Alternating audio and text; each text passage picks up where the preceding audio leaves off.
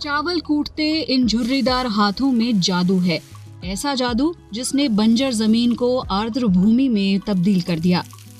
ये हाथ नीलम्मा के हैं, एक पारंपरिक आदिवासी किसान जिसका अद्भुत काम कल्पना से परे है। हाल ही में केरल के मुख्यमंत्री ने नीलम्मा को एक कार्यक्रम में सम्मानित किया। इस दौरान नीलम्मा ने मुख्यमंत्री को कुंजिपेट्टिकुड़ी चावल का एक बैग भेंट किया। जहां चावल के कुंजिपेट्टिकुड़ी किस्म की खेती होती है, वहीं के नाम पर इसका नामकरण किया गया है। इसकी खेती उस जमीन पर की जा रही है जो बंजर हो गई थी। नीलम्मा ने जमीन को खेती के लायक बनाने में अहम भूमिका निभाई। पश्चिमी घाट का ये इलाका खतरनाक जंगली जानवरों से भरा हुआ है। बेखौफ नीलम्मा की मेहनत से यहाँ दोबारा धान की खेती होने लगी।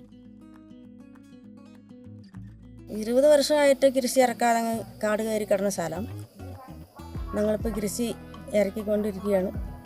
വെള്ളത്തിൻ്റെ ശല്യവും വലിയ മൃഗശല്യവും ഇതുകൊണ്ടാണ് ചെയ്യാതെ നിർത്തിയിരുന്നത്.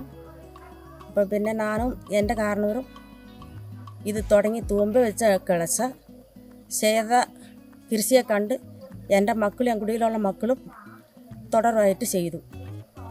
അത് കണ്ടിട്ട് ചെയ്ത് എല്ലാവർക്കും ഇപ്പോൾ ഒരു കുഴപ്പമില്ല, ചെയ്തുകൊണ്ടിരിക്കുകയാണ്. कुंजीपेट्टी अरी। नीलम्मा को पिछले साल अडिमाली ग्राम पंचायत ने सर्वश्रेष्ठ महिला किसान के पुरस्कार से सम्मानित किया था। वे युवा किसानों के लिए प्रेरणा का स्रोत बन गई हैं। 20 വർഷമായിട്ട് ഇത് നിർത്തിക്കിടന്നൊരു പാടശേഖരമായിരുന്നു.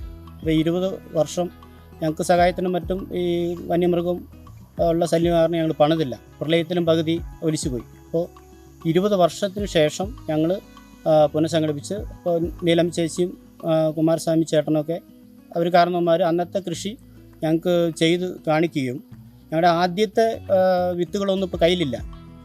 മഞ്ഞപ്പെരുവായ, ഊരാളിച്ചി അങ്ങനത്തെ നെൽവിത്തുകളൊന്നും ഇപ്പോൾ കയ്യിലില്ല. തനതായ പൂർവിക വിത്തുകളൊക്കെ നഷ്ടപ്പെട്ടു പോയി. ഇപ്പോൾ ചെയ്തേക്കണമെന്ന് വന്നിട്ട് എച്ചിപ്പോർ ഇപ്പോൾ നമ്മുടെ നീലം ചേച്ചിയൊക്കെ തുടങ്ങി വെച്ചു. അപ്പോൾ ഞങ്ങൾ ചെറുപ്പക്കാരിപ്പോൾ കൂടെ 20 ഏക്കർ തരിശായിട്ട് കിടന്ന ഭൂമി ഇപ്പോൾ ഞങ്ങൾ കൃഷി അനുയോജ്യമായിട്ട് ചെയ്തുകൊണ്ടുവരികയാണ്. कट्टामुड़ी इडुक्की के पहाड़ी आदिवासी इलाके में आर्द्र भूमि है। यहाँ इलायची जैसी नकदी फसलों की खेती होती थी। अब यहाँ धान की खेती दोबारा होने लगी है। इससे यहाँ प्राकृतिक जलवायु की वापसी और जल संसाधनों की गुणवत्ता में सुधार की उम्मीद है।